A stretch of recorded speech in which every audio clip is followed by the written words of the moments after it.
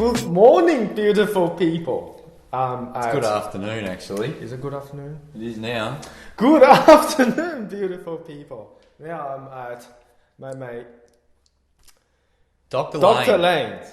Slane. It's sometimes a bit difficult to put a doctor in front of it, but it's just my mate.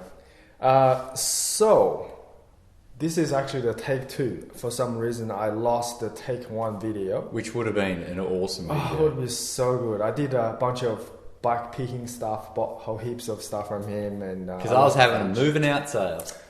Damn it. So, take 2. Now he's selling the Giant TCR, and I bought it.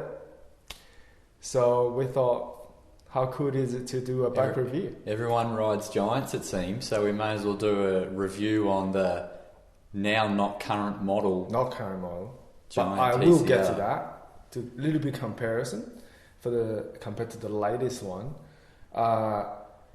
So I got a TCR and he has got one, and we've been reading it for a while, and like many of you been expecting this bike review, and now it's happening. This is not my bike. The only difference it is soon. It is soon, but what I'm saying is different group set. So I think Giant now is trying to push the 12 speed. Yeah. Get rid of the Shimano. Getting the 12 speed because it's the latest, hottest.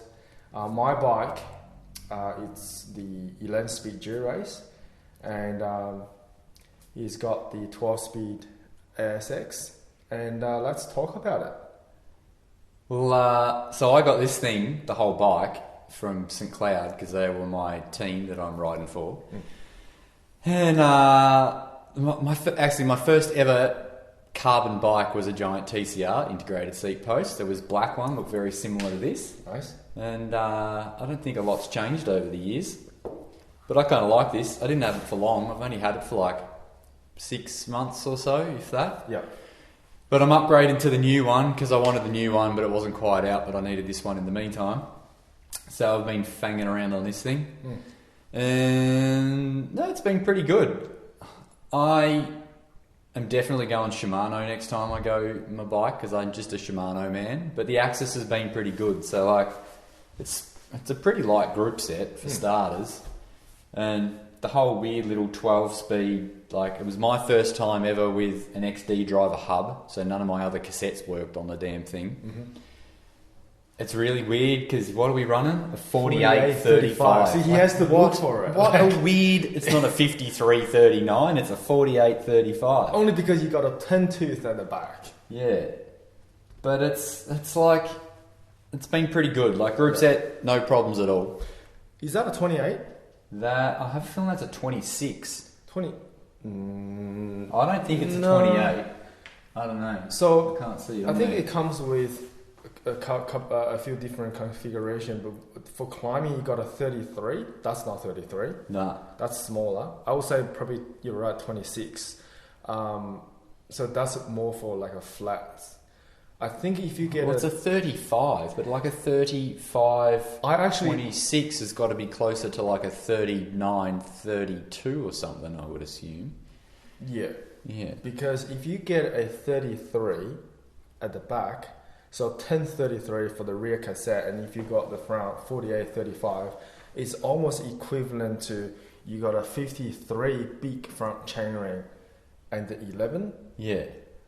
And a 34 full compact chainring with a 32.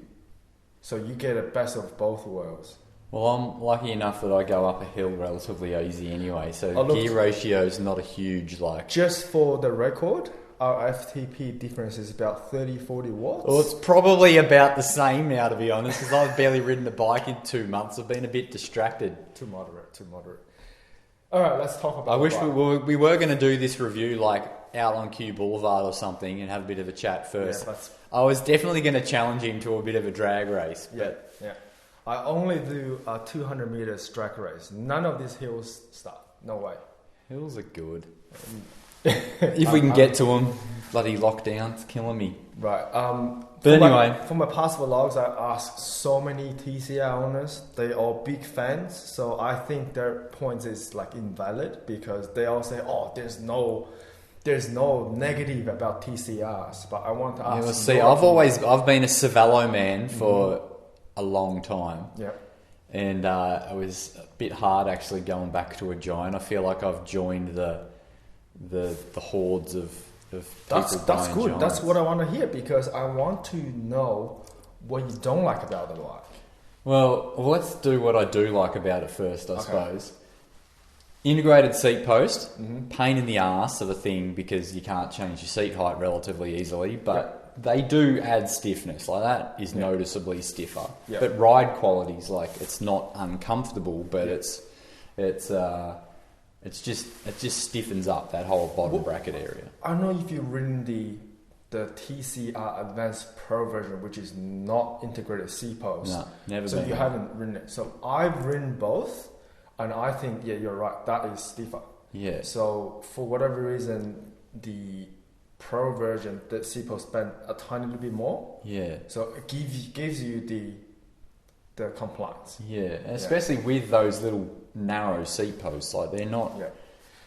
Because the previous the SL0 is like that shape, so it's thicker. Yeah, so this model they actually increase the compliance. Yeah, in my opinion. All right. So look, geometry wise, I don't know too much about geometry to be honest. I kind of get on it, put my longer stem on, get my seat right. I like narrower bars. Yep. I don't know what. That's I actually 40, they might be 40s. I 40, think. Yeah. So they're 40 Giant bars. Yeah. So as it is now, it's pretty much off the shelf as you'd get it. Yeah. But yeah, look, geometry ride wise, compared to my Cervelos, I reckon this thing's way more responsive in the front end, and it actually took a couple of rides to get used to. Yep. I don't know if it was that, or I don't run like carbon wheels when I'm training generally, and these felt really twitchy. I don't know if it was because of the bigger depth or not, but what stem length do you run? I know you just changed that. I just changed. That's a 10? 110. You use 120. I've usually got a 120. I think when I first got it, it had a 130. Right. Because we couldn't get a 120. You wouldn't. And of course, what does that do? That makes it less. That actually should make it less twitchy. Less twitchy. Yep. Yeah. Yep. The narrow bars make it less more twitchy. Yeah, you're right. Yeah, but you kind of balance it out. Yeah. So would you say that's your cockpit setup make it a little bit more twitchy, or because from Cervelo to Giant, the oversized bearing make it more twitchy? I can't say whether it's the head tube angle or bits and pieces or the steer angle or whatever it is that makes it respond better. But look, this thing, I reckon it laid into a corner better. I was coming out of a corner tighter than I would have on my other bike, on the Cervelo. That's what I wanted to say as well. Ridden so many bikes, the Giant TCR absolute just probably king of the corner. It handles really well. I'm not sure if it's the oversized bearing, because as far as I know, this thing is the biggest. Even Canyon has the... Yeah, Canyon and Giant, I know, got the, 1.5 and not 1.25. But Giant has the 1.5 at the bottom. Canyon is like kind of like smaller on the same on the bottom. Yeah. So it's actually, the cornering, this is really, really nice. But I guess there's a lot of factors. Like my other bike wasn't a disc brake bike. So like from contact point up, so I'm guessing a through axle stiffer than a quick release. Like it actually makes a lot of difference. If you have your skewers not tight enough on a quick release bike, like it's got a little bit of movement in it, I reckon. Yeah. So you got to watch that, because these things lock in so tight. I'm guessing that everything's just solid. I mean, through axle, you just have no chance for any movement. No movement. Yeah. And it is thicker axle. Yeah. So. Yeah. What else? So you like the front end, you like the integrated seat post. What else do you like? I've always liked them. I guess the Cadex wheels, they were pretty new. They were new ones when I got it. Yep. They're pretty nice. Like I was just saying to you before, like they're tubeless. The only downside I don't like is that Giant have the proprietary like hookless rim, and they say you can only use Giant or Cadex tyres on these rims, which I haven't tried them with something else, but they've been, other than that, these are the original tyres. I haven't changed them, and I'm pretty sure I haven't pumped them up either since I got it. So they're tubeless and they've stayed up, so that's a good sign. Yeah.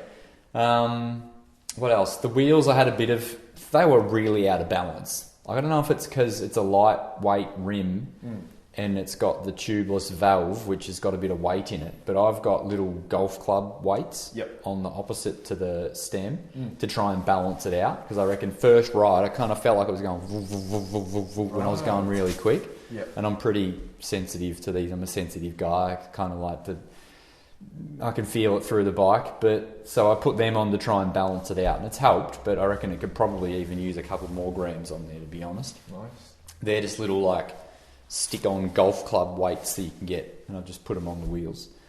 That's just a personality. Also stupidly romantic, I heard, ladies. Stupidly romantic. Anyways, I doubt it. Right. What else? Wheels, group set, brakes were pretty good. I reckon they pull up better than Shimano brakes. I feel they're tougher. Shimano is more dedicated when it comes to pick up the contamination. This is a more tough. Because I don't know whether they run like a metal or a resin brake pad, and that might be the big difference. Is the resin ones I don't think pull up as well as the metal ones, and maybe SRAM versus my old Shimano ones were resin. And these ones might have been metal, which pulls up a bit better. But I haven't had problems with them squeaking and bits and pieces. I think in terms of modulation, when you both kind of give a bit of force on the levers, this kind of like a bit more than Shimano. Yeah, agree. It definitely has that at first initial grab. Yeah. But like lever setup, it's been perfectly fine. Like it's actually pretty good because what did I do? I undid the brake hosing, so the hydro hosing, and just had to undo it. And I thought I was going to have to re-bleed everything. Yeah. But no, I just undid. We made sure we didn't point it down, but it all went back in fine and it didn't need re-bleeding. So that's must have a non-return valve or something built in there, which is good. Yep. I did have to say that every time you rebuild the system, with the SRAM, you don't have to cut the cable. With Shimano, you have to. That's not related to TCR, but that's just that's one kudos to the E-Type, I'll say. What else specifically? I did a couple of little upgrades to it along the way. We said saddle, the Giant saddles are weird, like this model. They seem really narrow. And I wanted to be a weight weenie, so I got the Cadex, fancy Cadex one, which I'm hanging on to for the next bike. That saddle versus like my Pro Stealth that I've got on my other bikes, like I can't tell the difference. The difference is this is really narrow compared to the Pro. Pro is like wide, a bit wider, really big. I guess I haven't noticed it, but that's super light, that thing. That was very my similar weight saving. And then also in my attempt to save some weight, like the Giant skewers with the levers on them, you probably can't see them from here, but maybe we'll do a close-up. I swap them out to a lightweight one, which are these Robert through-axle project. They say skewers. 1 watt, GCN said. They save 1 watt. 1 watt. Because of the no end on it. So you've got to remember to carry an Allen key though, otherwise if you get a flat, you're knackered. That's it. And I've actually ridden a couple of times and forgot to put my multi-tool in. You should, and I've been like, if I get a flat, I'm going to be knackered. You should bring your Allen key with you regardless. What's that? You should bring your Allen key with you regardless. I don't usually on the roadie. I do on my gravel bike and stuff. I've probably got a big Allen key, but road bike, I've never really worried about an Allen key.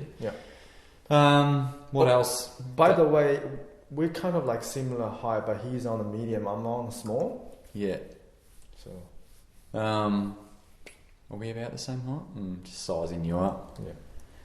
Now, I've always been a 54, so this is a medium, 54? 54, About a 54. But look, durability of the whole thing, I haven't had it for long enough for things to start falling apart, but I'm still on the original chain. It really hasn't done many Ks, this thing, because I sort of went through my gravel phase and I've been on my gravel bike more. But, no, it's been pretty good. So, time to talk about negatives? Negatives. What did I say the negatives were going to be? The main one was going to be... I have a feeling we're going to say the same thing. It's that damn oversized steerer means I had a bunch of stems. Yep. I don't anymore because I got rid of them all. But this is at 1 1.25 inch oversized steerer is a pain in the ass. Yep. You got to run. You're very limited with what stem you can run. Yeah, you can run like a Canyon stem because it's pretty much same size. So you got a Giant. There's a few mobs around. Zip make one. You can. I don't think 3T make one. I'm just not a fan to put a shim in there. Yeah, that's true. Yeah, that doesn't. Yeah, Zip made one. 3T make one. I don't think 3T make one. Zip does. I think Dita make one. Yeah. Richie make like their Super Logic or something. I was looking at getting. Yeah. So they may do one, but they're never in stock everywhere I tried to get one because I guess every Giant rider like different size, different is trying angle. to do it. Yeah. Yeah. What else did I say I didn't like? Look, group set wise, it's not that I disliked the AXS. It was just that I like my Shimano more. I like being able to pair it up with my Garmin, and I can see battery left, and I can change the Garmin screens through the little buttons on the Shimano. Yeah.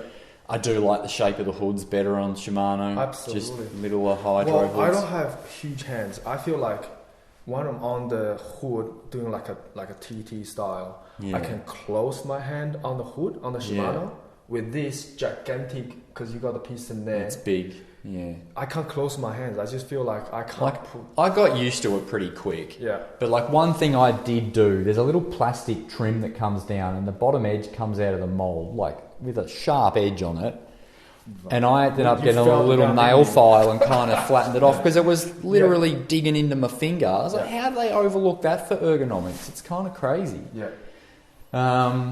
But other than that, I can't really fault it too much, to be honest. I don't think there's much else that I dislike about it.